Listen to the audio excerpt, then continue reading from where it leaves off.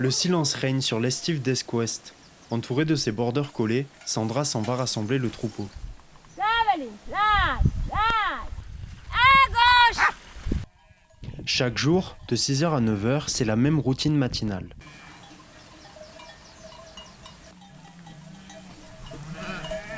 Les brebis sont parquées dans un enclos en forme d'entonnoir que Sandra prend bien soin de refermer. Désormais, la seule sortie possible est la caisse à traire.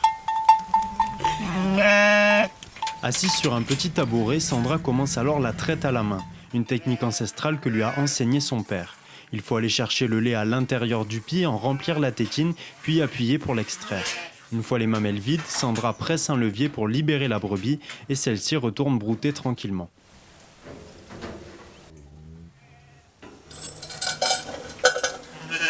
Cette opération, Sandra devra la répéter près de 300 fois, un véritable travail à la chaîne. Pourtant, Sandra ne le perçoit pas ainsi.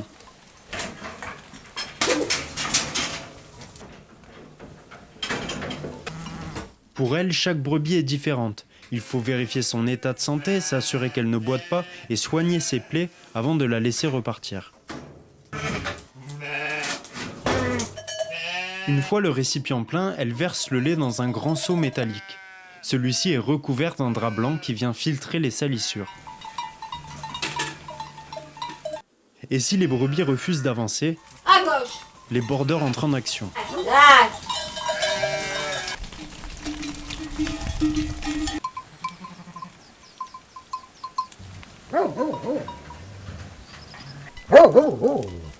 Non loin de là, Pacha, le patou, veille sur le troupeau.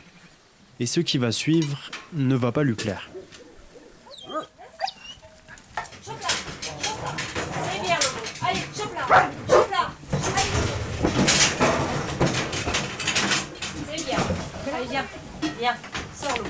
S'ils peuvent sembler violents, les chiens de berger sont le bras droit de Sandra, les brebis se révélant souvent assez capricieuses.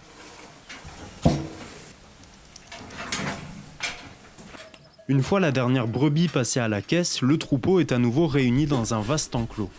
Dans quelques heures, Sandra les laissera vadrouiller dans la montagne, mais avant cela, il faut fabriquer le fromage.